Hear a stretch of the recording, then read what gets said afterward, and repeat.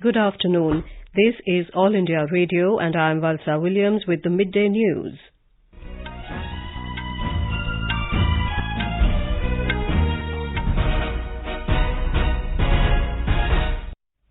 The headlines. India offers $50 million line of credit to Sri Lanka to tackle terrorism.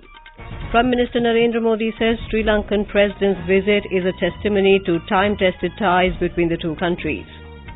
Filing of nominations for fourth phase of Jharkhand Assembly polls ends today. Environment Minister Prakash Javadekar says government envisages establishing a national coastal mission to address the impact of climate change. India successfully test-fires Spike anti-tank missiles.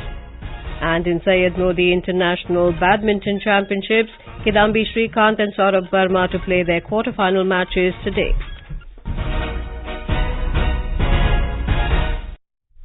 India has offered $50 million line of credit to Sri Lanka to tackle terrorism. Prime Minister Narendra Modi announced this following bilateral talks with Sri Lankan President Gotabaya Rajapaksa in New Delhi today. The Prime Minister said the mandate given to Mr. Gotabaya is the expression of the ambitions of the people of Sri Lanka for a strong country. He said a strong Sri Lanka is not only in the interest of India but that of the entire Indian Ocean region. $400 million की एक नई line of credit से श्रीलंका में infrastructure और विकास को बल मिलेगा कि इससे श्रीलंका की अर्थव्यवस्था को लाभ पहुंचेगा। साथ ही यह लाइन ऑफ क्रेडिट दोनों देशों के बीच पारस्परिक लाभ के प्रोजेक्ट कोऑपरेशन को भी गति देगी। Mr. Rajapaksa also met External Affairs Minister Dr. S. Jaishankar and discussed a range of bilateral and regional issues. He was accorded a ceremonial reception at Rashtrapati Bhavan this morning. Speaking to reporters, Mr. Rajapaksa said that he would strive to take his country's bilateral relationship with India to a very high level. We have a long-standing friendship, historically, culturally, and politically. And at the same time, we need to work together for the benefit of India and Sri Lanka on security as well as the economic development. The newly elected President of Sri Lanka arrived in the national capital last evening on a state visit to India at Prime Minister Modi's invitation. This is Mr. Rajapaksa's first overseas visit since assuming office. He will call on President Ramnath Kovind at Rashtrapati Bhavan this evening. Today is the last day for filing of nominations for the fourth phase of Jharkhand Assembly elections. Scrutiny of papers will take place tomorrow. Candidates can withdraw their names till Monday. Voting for this phase will be held on the 16th of December in 15 assembly constituencies spread over 4 districts of Deoghar, Giridih, Bokaro and Dhanbad. For the third phase of election, which will take place on the 12th of December, 312 candidates are left in the fray after withdrawal of 7 candidates.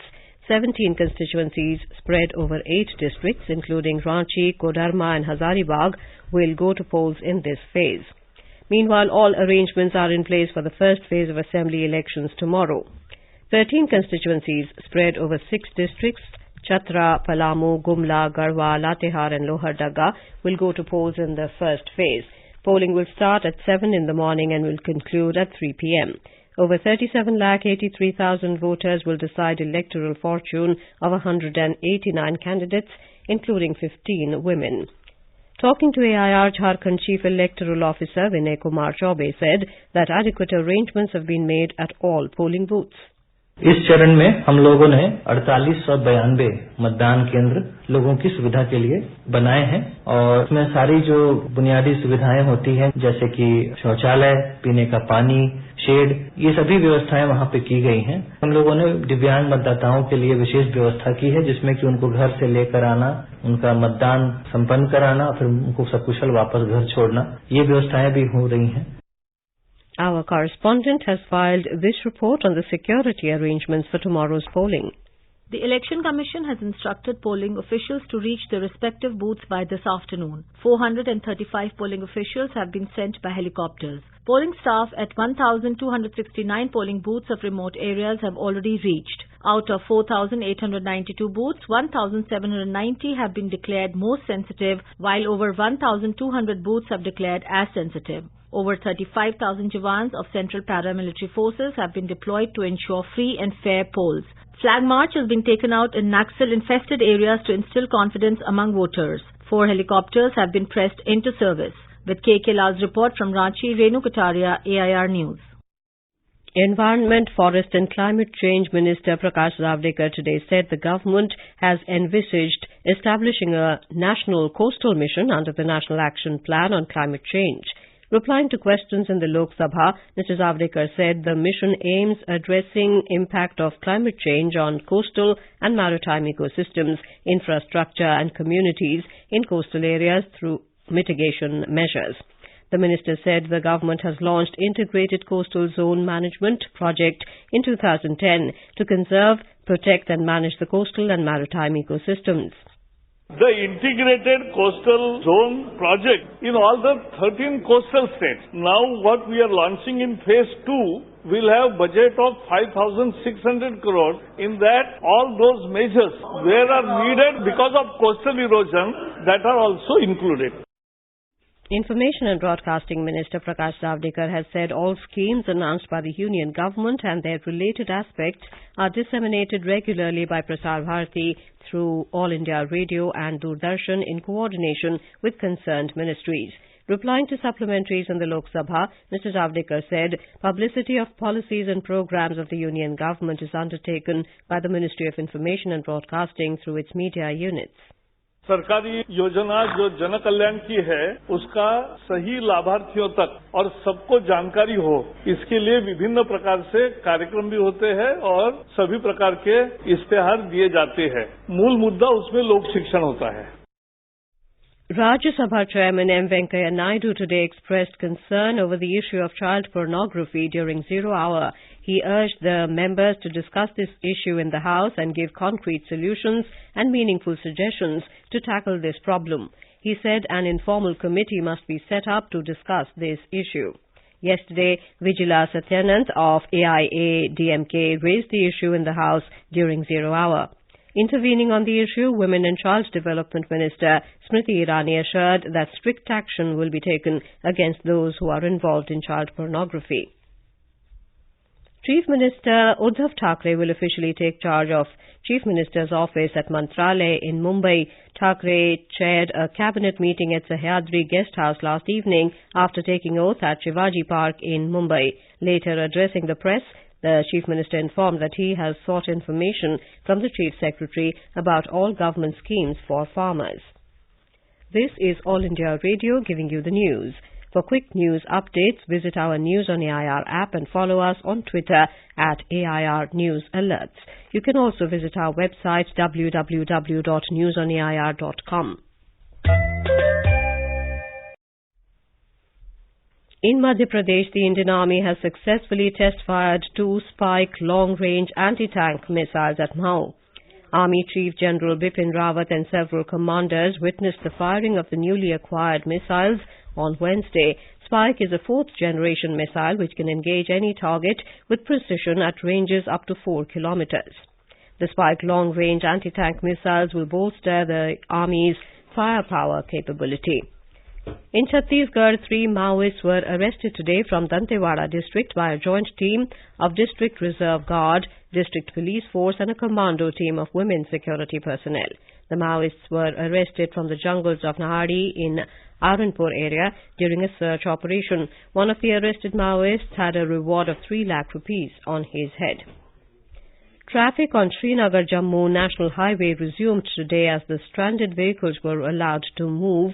However, traffic remained suspended on Srinagar-Leh National Highway, the only road connecting Union Territory of Ladakh with Kashmir.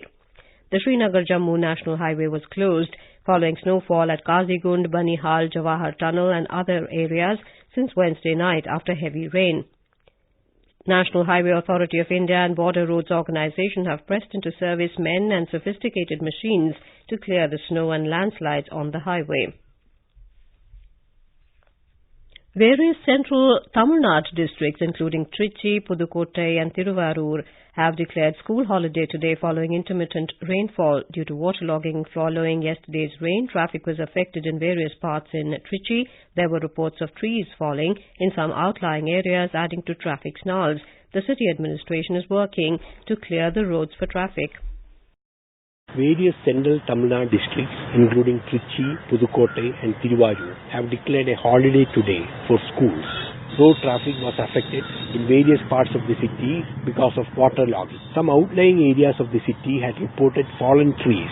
The traffic police and the Trichy Corporation officials are implementing a coordinated plan to remove the trees using circular electric saws. This is Dr. K. Parameswaran from Trichy. The Supreme Court today sought response from former Kolkata Police Commissioner Rajiv Kumar on CBI's appeal challenging the anticipatory bail granted to him in the multi-crore Sharda chit fund scam case. A bench headed by Chief Justice S.A. Bobde told Solicitor General Tushar Mehta that the agency has to convince the top court why custody of the former Kolkata Police Commissioner was needed in the case. Mehta told the bench, also comprising Justices B.R. Gavai and Srikanth, that Kumar was earlier absconding for quite some time and he has suppressed relevant materials which were collected by him during the probe. Home Minister Amit Shah will address the valedictory session of 47th All India Police Science Congress in Lucknow today. Police officers from SP to DG rank from various states and union territories are participating in the annual event. The event has 6 topics spanning over 2 days. Yesterday there were discussions on reforms in policing, forensic science and investigation, and safety of women and children.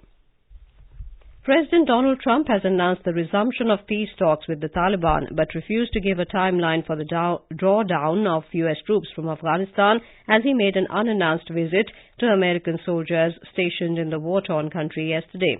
Trump said the terms of the deal would have to include a Taliban ceasefire. The Thanksgiving visit came a week after a prisoner swap with the Taliban aimed at resuming peace negotiations to end the 18-year-long war. As part of the swap deal, the Taliban freed 2 Western academics who had been held hostage since 2016. Trump announced in September this year that he was calling the peace talks off after a U.S. service member was killed in a suicide attack in Afghanistan's capital, Kabul. The announcement came after 9 rounds of negotiations with the Taliban. It was Trump's first trip to Afghanistan since becoming the president. A world-renowned rock climber, U.S. national Brad Gobright, fell to his death while climbing a sheer rock face in northern Mexico. Officials say 31-year-old Gobright and fellow American Aidan Jacobson were climbing a route known as the Shining Path in the northern state of Nuevo Leon on Wednesday when they fell. Witnesses said the men had finished climbing the 900-meter summit and were rappelling back down when the accident occurred. In South Korea, the central bank today cut its growth forecast for this year to 2%, which would be the weakest rate in a decade. The 2% figure would be the slowest expansion since 2009, when the country posted 0.8% growth in the wake of the global economic crisis. The world's 11th largest economy is highly dependent on international commerce but is grappling with the fallout of a prolonged China-US trade dispute and embroiled in a spat of its own with neighbouring Japan. In badminton, Kidambi, Srikanth and Sourabh Verma will play their quarterfinal matches of the Syed International Badminton Tournament in Lucknow today. Srikanth will take on 7th seed So Won-ho of Korea, while Sourabh will clash with Thailand's Kunlavut Vititsarn. In women's singles, Shruti Mundada and Rituparna Das also entered the quarterfinals with straight game wins. And now, before we end the bulletin, the headlines once again. India offers $50 million line of credit to Sri Lanka to tackle terrorism. Prime Minister Narendra Modi says Sri Lankan President's visit is a testimony to time-tested ties between the two countries. Filing of nominations for 4th phase of Jharkhand Assembly polls ends today. Environment Minister Prakash Javadekar says government envisages establishing a national coastal mission to address the impact of climate change. India successfully test-fires Spike anti-tank missiles, and in Syed International Badminton Championships, Kidambi, Srikanth and Saurabh Verma to play their quarterfinal matches today. For details of these stories and more, visit News on AIR app and log on to our website www.newsonair.com. And with that, we end the midday news.